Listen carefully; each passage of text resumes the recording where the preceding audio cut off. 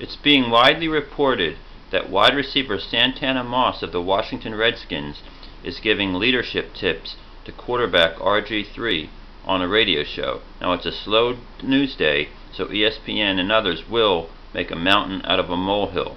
I don't want to jump to conclusions based on a soundbite on the radio, but as it's been played ad nauseum over and over on ESPN, Santana Moss basically states that he thinks RG3 should take more of the blame after a loss. He said that if you're the quarterback, it doesn't matter whether it's actually your fault or not, you should shoulder the blame. And that is true.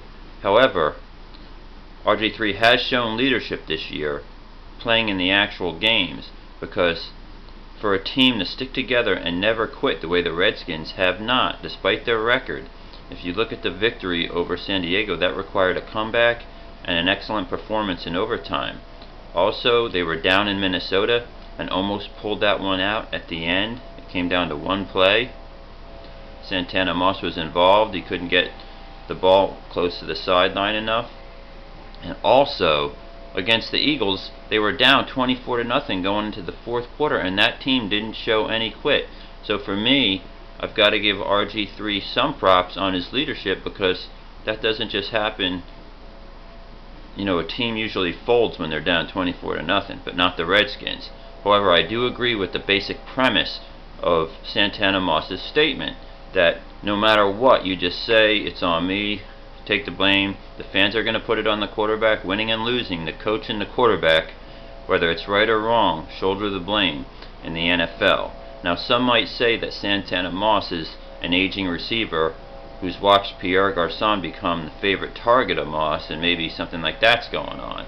Well, that's neither here nor there. The question is, was Santana Moss led into this statement? We don't hear the entire interview. Sometimes the interviewer kind of pokes and prods and tries to lead the person he's interviewing into saying something that would be just common sense. Of course, the quarterback should take the blame when you lose the game.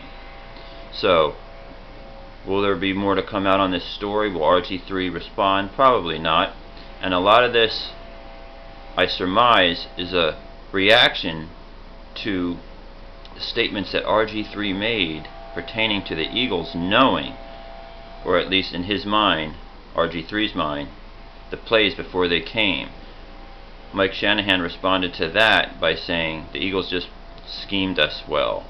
So I don't really think there's as much finger pointing going on, or that Washington Redskins are in disarray so much as that they're 3-7.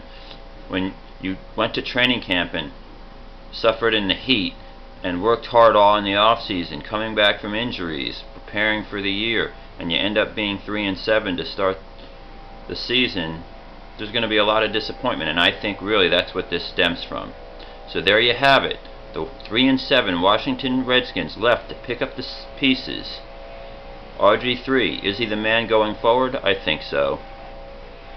And Santana Moss schooling RG3 with some leadership tips on the radio.